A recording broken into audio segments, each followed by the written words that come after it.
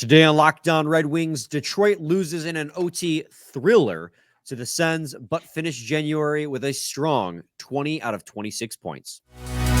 You're Locked On Red Wings, your daily podcast on the Detroit Red Wings. Part of the Locked On Podcast Network, your team every day.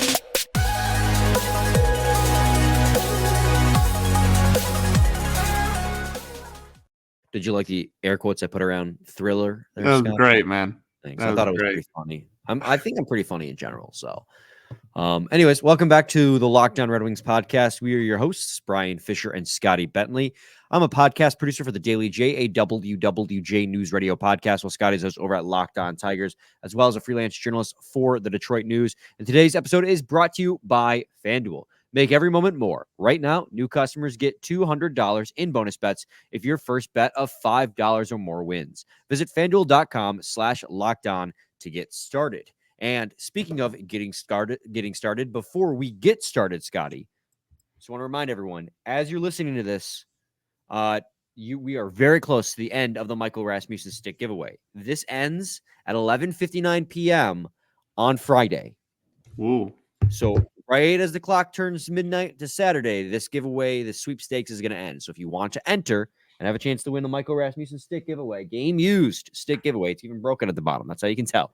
Go to our YouTube page, go to the community tab. It's the first post on the community tab. You just subscribe to us, comment, subscribe, and fill out a Google form.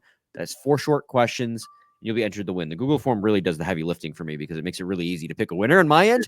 So the Google form submission. It's also not like it's not that deep either. It's just like I need your email and entering so that we can contact you when you win. Yeah, like literally it. Like it's not like a big questionnaire or anything. Of course, you have to be a U.S. resident because shipping to outside the U.S. is ridiculous, and I'm a broke boy saving for a wedding. And also, you need to be 18 years or older. So if you fall within that jurisdiction, feel free to enter the sweepstakes. Anyway, Scotty, Red Wings fell to the Ottawa Senators 3-2 in overtime. That's the last game of the season series between the two. Wings finished the season series against them 1-2. The Senators continue to kind of just be that team they can't beat, despite the fact that the Senators are 8th in the division. They're kind of every year there's a team that's the Red Wings kryptonite. I remember a couple years ago was the Canadiens when the Canadiens were really bad. But the past 2 years it's been the Senators and it still is the Senators. But the good news is the Red Wings got a point. They finished January with 20 points, 9-2-2, and they have a 6-point gap between them and the next closest team chasing them in the wild card, and they sit currently tied in points with the Leafs. That's still the Islanders. Still the Islanders, yeah. They have 1 game in hand. The Islanders have 1 game in hand. Yeah. And they trail by 6. So, Scotty, it sucks that they lost this game. Overall vibes for the month of January heading into the All-Star break is phenomenal. Yeah, for sure. I mean, as many Red Wings fans, I'm sure agree. Losing to the Sens is kind of always frustrating. That's been a kind of a it hit its boiling point, honestly, a while ago, but kind of this this building up rivalry over the last several seasons. And now losing to them this year is obviously more frustrating. And just because they have been struggling, they're going into the break hot, credit where credit's due. They deserve some credit. Obviously had a coaching change mid-season, didn't really help immediately, but they are going into the break pretty hot here. But I probably a little too late. Go check out Locked On Sens. They do a fantastic job, obviously, but they are one of the best in the Locked On NHL network. Yeah. As much as the rivalry is hot between Red Wings and Senators fans, Locked On Senators podcast is one of the best on the Locked On NHL network. One of the best on the whole network for sure.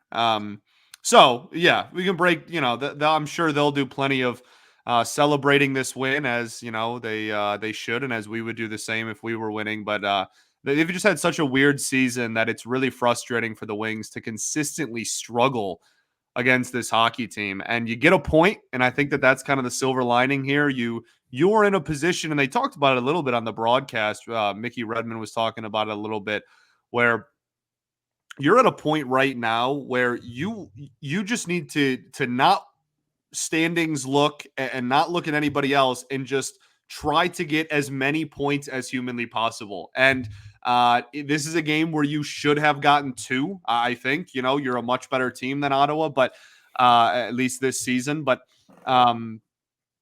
given how well January has gone, ending and going into the All-Star break, still sneaking a point in there despite the loss, I think is at least somewhat of a silver lining. And like you said, they had a really, really good month, which certainly helps as well. Yeah, I completely agree with you. And I mean, I guess to get into the game Frustrating though. overall. Don't get it twisted. I'm very, especially right after the final, that goal was scored, man. Very, very frustrating loss for sure. Yeah, and that's exactly kind of what it is. A great month, frustrating loss regardless. And I guess to get into the game itself, it was both. The way I described this game to some people I was talking to is it was the most eventful, uneventful hockey game I've ever watched. It felt like neither team really had the energy or the jump in this game to win it. But at the same time, both teams were getting a plentiful amount of high danger chances and high danger shots as well. I mean, you could go back to the first period, especially, and both teams were just exchanging shots from right there within the hash marks and closer and like right outside the paint on both Lyon and Korpisalo, but both teams just could not hit the net. Like Tarasenko sailed one wide right at the start, where normally the Red Wings are really good at clogging the middle. They didn't do a good job of that in this game for the most part, I felt. And the same was true for the Ottawa Senators.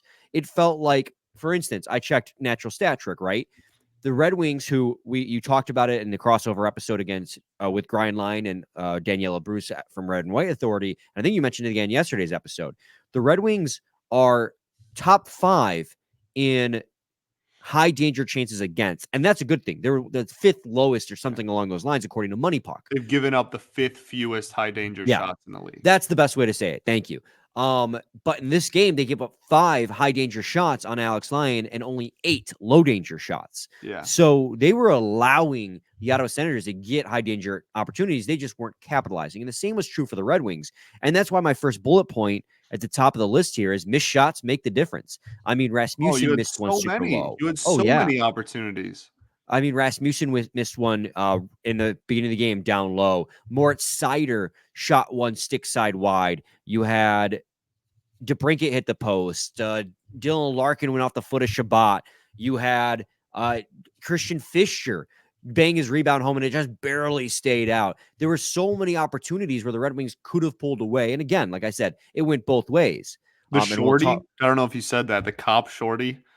Oh, the shorthanded opportunity, yeah. So it's just one of those things where it felt like a really uneventful game where the shots were relatively low. Both teams registered 25 shots in this game. After and analytically, the first period, it was alarmingly low for both teams. The third period especially just slowed down. Mm-hmm. But at the same time, they were a lot of really good opportunities. And that's what I mean when I say it was eventful hockey. For sure. Yeah, man. And like, it's kind of hard for these two teams to play and have it be like truly uneventful. So that's, I guess, kind of the point that you're trying to draw is like, might not have had the most, like events in terms of like hockey events, but it's always going to be an eventful game when these two play. But yeah, I mean, we'll talk about the defense. I know you want to talk about Ghost and Holl a little bit here.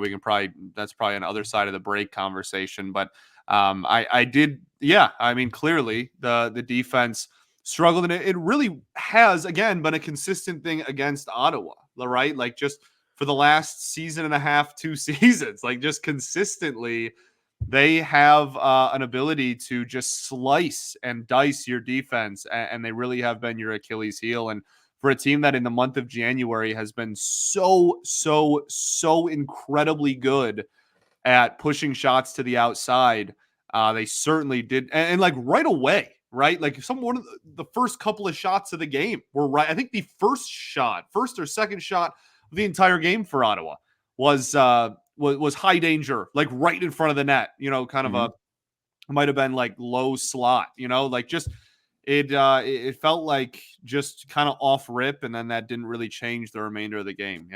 Yeah, and you mentioned the slice and dicing. The bulk majority of that happened against that Ghost and Holl line. And you're right. I want to talk about that on the other side of the break. That seems to be the kind of the natural progression of this conversation. Because honestly, I don't think it was a bad hockey game, but I just feel like there was, and I don't want to pin the loss on Holl and Gostisbehere, but I feel like as their pair has progressed together, they've almost gotten more underwhelming by the game. So Sure. I definitely want to talk about it here in this one. So stay tuned to segment 2 of Lockdown Red Wings. Happy Super Bowl to all who celebrate from FanDuel, America's #1 sportsbook. If you're like me, Super Bowl Sunday is all about scoring the best seat on the couch, grabbing your favorite football snacks, and placing some Super Bowl bets. FanDuel has so many ways for you to end the season with a W or 2 or 3. Not only can you bet on who will win the Super Bowl 58, but FanDuel has bets for which players will score a touchdown, how many points will be scored, and so much more. New customers join today and you'll get $200 in bonus bets if your first bet of $5 or more wins. Just visit FanDuel.com/LockedOn to sign up. That's FanDuel.com/LockedOn. Make every moment more. Visit with FanDuel, an official sportsbook of the NFL. Segment 2, Lockdown Red Wings podcast. And I teased it, Scotty, before the break. We were talking about how it felt like the defense was giving up a lot of opportunities in high danger areas. Just looking at Corsi overall in this game at 5-on-5, the Ottawa Senators walked away from this game with 51 shot attempts. Not shots on net, but 51 shot attempts. About half of those made it to the net. 25 shots on net for them total. That's just their 5-on-5 shot attempts, though, so it's not exactly half. But Gostisbehere and Justin Holl were out there for 21 and 20 shot attempts against, respectively, at 5-on-5 throughout this game, playing just 13 minutes a night, for a Corsi for percentage of 27 and 26%, negative 34 and 35% relative. And then if you go to expected goals for percentage, it gets even worse, where Justin Holl had an expected goals for percentage of 9.03. That's an expected goals for of 0.1 and expected goals against of 0.96. Negative 53.41% relative. And Gostisbehere himself was 16.58 expected goals for percentage with an expected goals against of 1.2. Now, that's a lot of numbers I just threw at you guys. The main one I want you guys to focus on right now is, of the 51 shot attempts that the Ottawa Senators had, Gostisbehere and Holl were out there for 20 of them at 5-on-5. That's nearly half of all shot attempts were when they were out there, and they were only out there for 13 minutes at 5-on-5. Tough. And this isn't an outlier. This bad of a performance may be an outlier, but their performance together as a pair has been getting progressively worse by the game, it seems. And like, all those numbers match what I'm watching during the game. They're getting consistently trapped in the defensive zone, and they can't get it out. Gostisbehere has been a black hole defensively for the greater, almost ever since Sherratt went out, honestly, because now he was forced to play with Justin Holl, who he has no chemistry with. Justin Holl consistently chases too far out of position and gives the puck up and has turnovers. It's becoming increasingly frustrating to watch those two play hockey together, when it feels like every shift they're out there, you're lucky that you don't get scored against. And like, the saving grace of Shayne Gostisbehere was his goal scoring. And it feels like the bulk of his production lately, if he does get an assist, it's a secondary assist here or there. Like, this defensive pair needs to be broken up sooner rather than later. And this is why I'm glad Ben Sherratt is coming back after the All-Star break, because that is more than likely going to push Gost or Holl back to the press box. And it sucks. You're paying him 3x3, right? Like, you're paying him $3 million, which is not an insignificant amount of money for a guy who's especially sitting in your press box more times than not. But Sherratt and Petrie were a solid second pair. As much as it pains me to admit that, they were a solid second pair, right? Grass is always greener on the other side. I realized what I had now that Sherratt's hurt. That being said, I thought Mata has been fantastic, stepping up to play with Petrie on the second pair. But I really look forward to Sherratt being back, because that pair on the bottom is not playing well together at all. And you can't afford to split the top 4 pairs or the top 2 pairs, because they're actually playing really well. So it's just that pair. I just wanted it today. Yeah, well, I'm glad that you broke down some of the numbers and the reasons why you like aren't a fan of that pair together and want them broken up. But I don't think the conversation's much more than that because, to your point, like Ben Sherratt will be back and then the pair will be no more. So like, I mean, we can, you know what I mean? Like, there's no point in me or us spending, like 10, 12 minutes and complaining about it when, the other side of the break, it won't be a thing anymore. So there you go. Right. And that's the nice thing. And, there are going to probably be people who are thinking, okay, well, when Woolman and Sider's metrics aren't very good, you're so quick to defend them. But, I'm quick to defend them because they play big minutes. Sider finished the game with 25 Yeah, minutes in tonight's this is game not, you don't playing have to against. defend that. That's not the same. I'm just covering my bases. I know. They play I 20. understand. I understand. I'm just saying, like, that's not even remotely close to the same thing. Playing the best competition and leading the team in minutes is not the same as not playing the best competition and having the fewest amount of minutes out of the defensive pair and still being responsible for half the shots against. Those are And nowhere close to comparable situations. that's exactly it, right? Like they're playing the bulk majority of their shifts against third and fourth liners, Yeah. and they're getting caved in. It's ridiculous. In fact, the first goal against in this game scored by, was it Kastelik? I just want to make sure I pronounce that right. Kastelik. Yeah. You Get know, the redirect. rather than Gostisbehere going to cover the man in front and lifting his stick, Gostisbehere cuts in front of Kastelik and Lyon, further screening Alex Lyon, and tries to tip the puck himself, knock it out of the air with his stick, rather than tying Kastelik up so he can't get his stick on a shot that's going wide. I'm just like, well, it wasn't a good play, and it also caused Lyon to be 30 feet to the left when the goal found the back of the net. That was kind of a disaster of a play. but I just I needed to bring it up, and like you said, it's kind of a moot point regardless because Sherratt's coming back, and I'm really happy that he is coming back after the All-Star break. Yeah, Sherratt and Petrie have been solid. Yeah, But I mean, and again, this is another good time to transition here.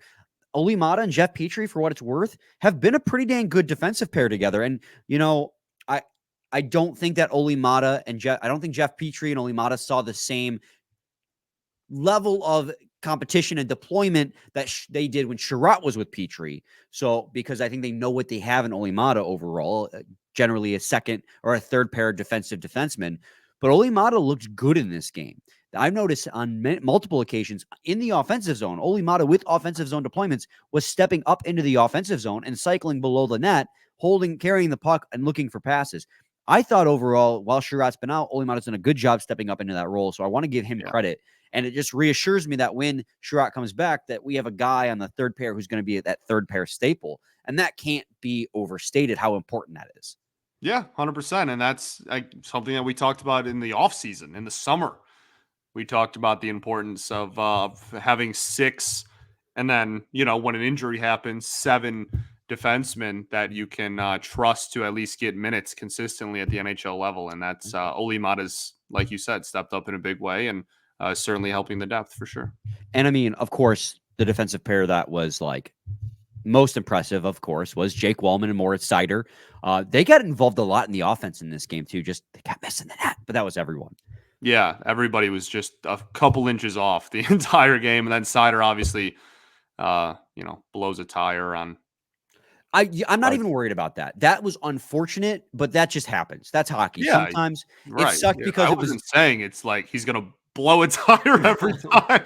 Like that's obviously not a consistent thing. No, it's just it happens. It sucks. You go to overtime and you look back at a play like that for sure. But yeah, certainly not any heat towards him. Yeah, I mean, he finished the game with 60% Corsi 4 percentage, 62%, and 52% expected goals for. So, this is one of those games where analytically he was deemed good, playing 25 minutes overall, and of course, like always, being paired up against the toughest competition. And they're so good in the offensive zone. Woolman and Seider are so good in the offensive zone. When they were out there with the top line with Larkin, Raymond, and DeBrincat, that line dominated. They were so good whenever they were all out there together. I mean, the top line looked good on their own in general, but when those 5 are out there together, you're going, "Oh my God, they could score at any given moment." And eventually they did break through.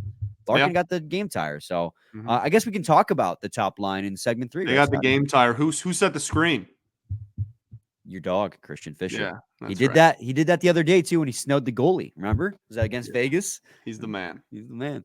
All right. We'll talk about the offense in segment 3 of Locked On Red Wings.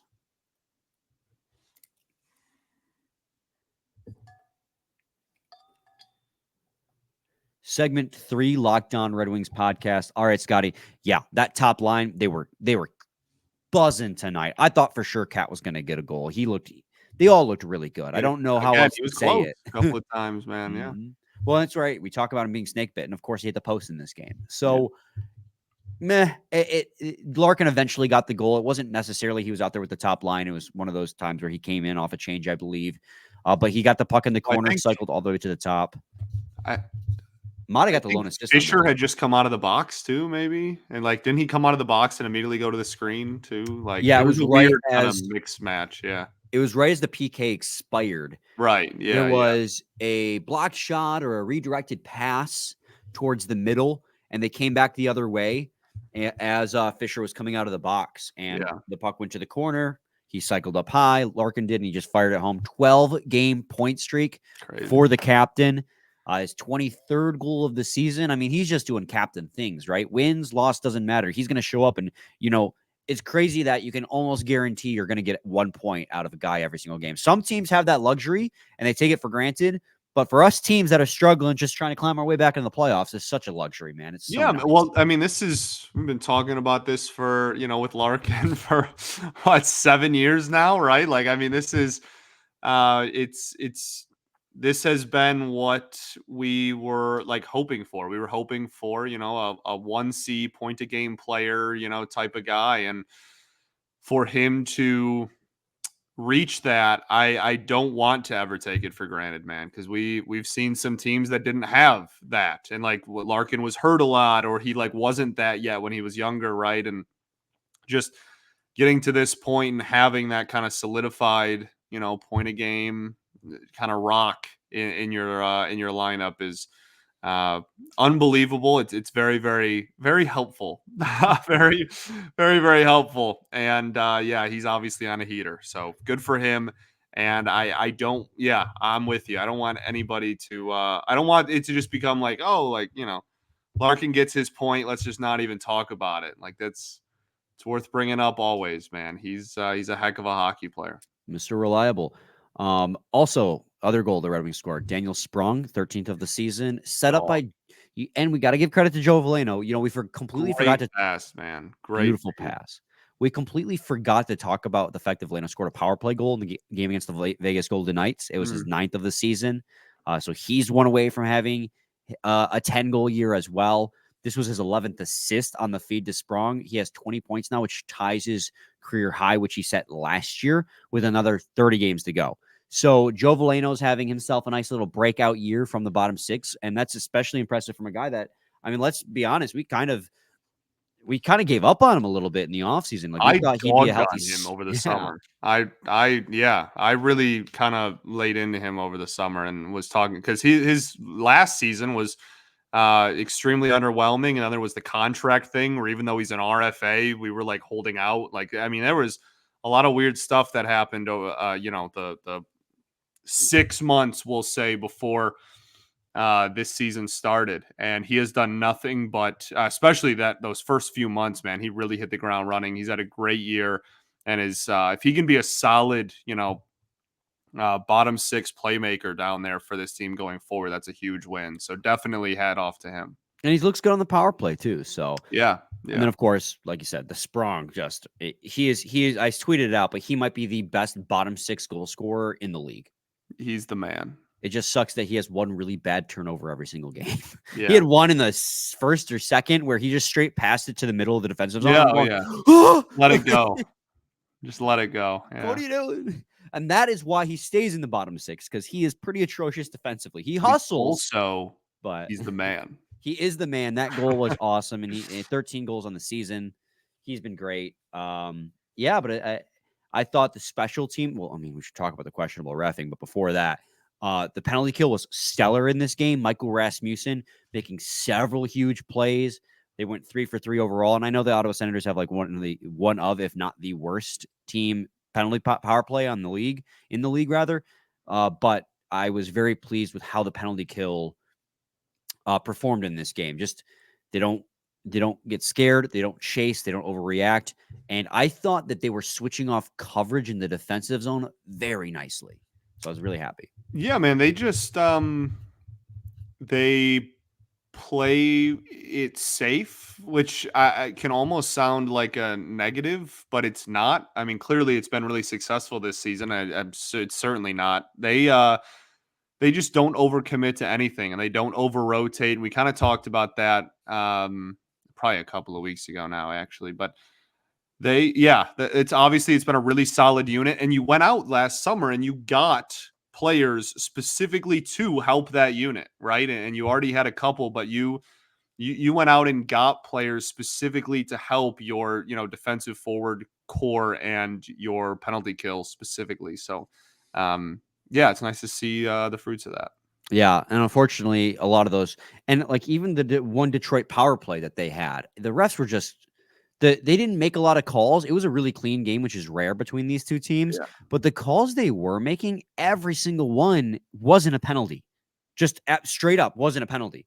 The tripping call on both tripping calls were kind of crazy. The one they called against Brady Tkachuk. Yeah. So on Jake Wallman, like he didn't trip him whatsoever. Right. Tim Stutzla he hit his thigh.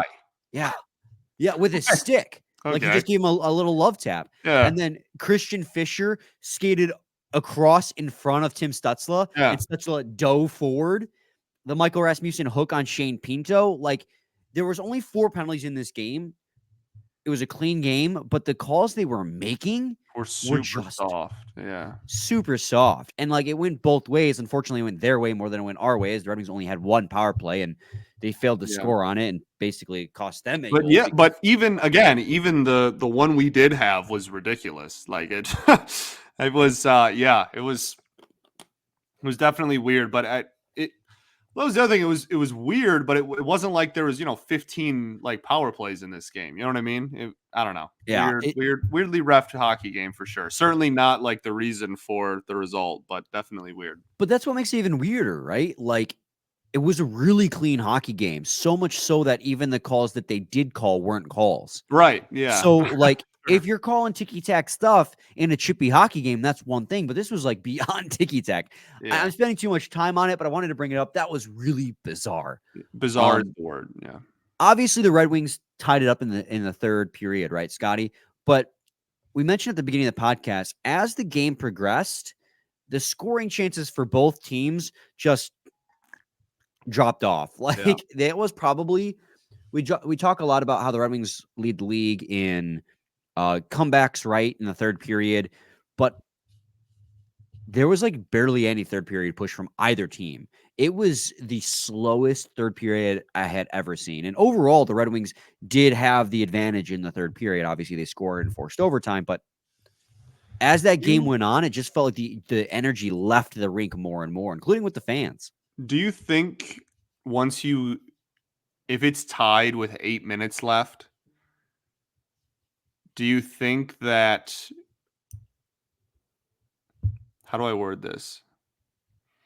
Do you think that one or both teams at some point, and I'm not like whatever minute mark, at some point we're just like, you know what? Let's just take this to overtime and we'll be happy with that. And if we start off with the puck in overtime, then we're probably going to have the puck for all of overtime. And that's exactly what happened. Obviously, the Wings did not touch the puck for all of OT. Yeah, but like, do you think that that's almost, you know what I mean? That's almost a mindset at some point, like, oh, well, tie game, we can get a point out of this. Maybe and I'm not saying that's like the right mindset to have, but there was so few like aggressive attempts made really by either team in the last 3 to 5 minutes that that's kind of like what I thought of almost, in the last few minutes of the game. It almost felt like they were just like, all right, they were coasting for overtime. We wouldn't mind just taking a point here. Yeah, that thought crossed my mind too. It felt like both teams were just playing for overtime. They both began to play like super defensive minded. It felt as if, to the point where they're like, okay, we're just going to try and win in overtime. And like you said, I have two thoughts on overtime. One, they still need to change the rules of overtime, right? Just have an over and back rule, man. This The over and NBA back rule is does it. killing me. Like, just have an over and back rule. But at the same time, like, how do you not touch the puck in overtime? Like, you Yeah. gotta force a turnover. And I know you don't want to overcommit and chase and find yourself out of position because you can screw your team. But Well, they had some opportunities to touch the puck, though. This yeah, wasn't like it was, I just that overtime was a snooze fest. I mean, if you're Ottawa, it's probably really exciting. Your team didn't give up possession, but I'm just like, oh my god, please, for the love of God, let's just let it end. And it did. Shane Pito got the game winner. But I mean, dude, the overall, Sens. Have you seen the Sens record when that kid's in a lineup? no. What is it?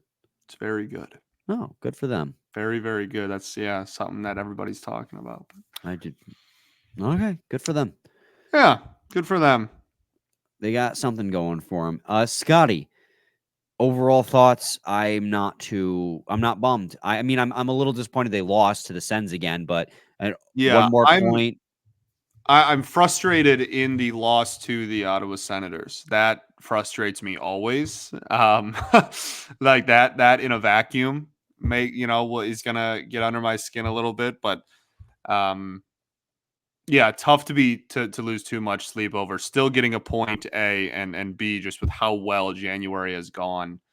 You're in a really, really good position going into the All-Star break. And we'll do plenty of, first half recap, type of stuff during the All-Star break. So we can kind of talk about that more in depth. But this is one where the frustration comes from the rivalry and not from really like the situation of where the Wings are like in the standings or anything like that. It's just I don't like losing to Ottawa. It's not frustration over like we really needed that second point or anything, and it would have been nice to have, certainly, Right. and you should have gotten it. Not saying any of that isn't true. You were the better team and you should have taken two here, but I think a lot of teams said that in January when they played the Wings, and we took two instead. So I'll live with a point and going into the All-Star break with a nice cushion there over the Islanders. Yeah, I mean, and you said it there. They were the better team outside the first period where the Red Wings were outshot. What was it? I mean, it was only 5-3 were the shots at five Yeah, on that's what I'm five. saying, man. End of one, it was very, very low. But analytically speaking, the Red Wings had 63% and 51% of the shot attempts in Yeah. the second and the third period. So while both teams exchanged really high danger chances, the Red Wings had overall more chances in the game. So yeah, I'm right there with you. I'm lockstep on everything you said there at the end. And they need to keep on rolling too. I know they have obviously a 10-day break. They don't come back until February the 10th, but you have your Western Canada That's road trip, so long. That's dude. so much time. And those teams that they're facing, Vancouver is one of the hottest, best teams in the NHL right now. They just completed a huge trade to land Elias Lindholm as well. And Oh, they got, yeah. yeah, it goes Vancouver at home. Then you go to Edmonton, go to Vancouver, go to Calgary, go to Seattle, home against Colorado, home against St. Louis, on the road to Chicago, at home against Washington, at home against the Islanders. Like that Western Canada road trip is going to be huge. Like I feel like we'll talk about it when we get closer, but just off rip, you got to win for the road trip half of it, not the first game against Vancouver, but for the road trip half of it, I think you got to at least split that. And that's a really tough ask because you're playing some really good teams on the Western Canada road trip. Seattle's obviously in America, but it's part of the Western Canada road trip. You're trying to fight for a playoff spot, so no win's going to be easy when you're trying to get into the playoffs. So, and you did it when you went to California, right? You beat the Kings. You just got to do. You just got to do it, man. You just got to do it. You just got to do it. Yeah, we'll talk about. Yeah, you're 2 weeks ahead of schedule on this conversation, so we'll save that one. What'd you think of the trade? As far as like value wise, I think that Vancouver gave up a lot. Yeah, a lot. But they're going like all in this Yep. season because they're playing super great. So I don't know about long term. Yeah, well, What's the I word I'm don't looking for? think they Long term really care. competitiveness. I But mean, they were a team that we were like, "Oh, are they going to buy or sell?" Like, right? Like we had yeah, that conversation like a year and a half ago. We were like, "Oh, like what's the future of Vancouver?" And then they held on to everybody, and now here they are. So good for them. yeah. I The Flames, what a fall from grace. I know. I Last really couple of years have been a that I love the steep Matthew steep Tkachuk and fall Gaudreau for the core. Flames. That was a really fun team, man. Yeah. Oh well. Any Oh, final they got thoughts? some pieces to try to build another one. There you go. Just check out Jess at Locked On Flames. There you go. Another shout out for you guys. Scotty, any final thoughts? We ball, baby. We do bowl. We'll be back with a new episode. We'll be doing we're gonna try to do a monthly check-in on the Griffins. And so we're having Andrew Rinaldi back in for our Friday episode of Lockdown Red Wings to talk everything Griffins. So stay tuned for that. Same time, same place, your team every day. Every day.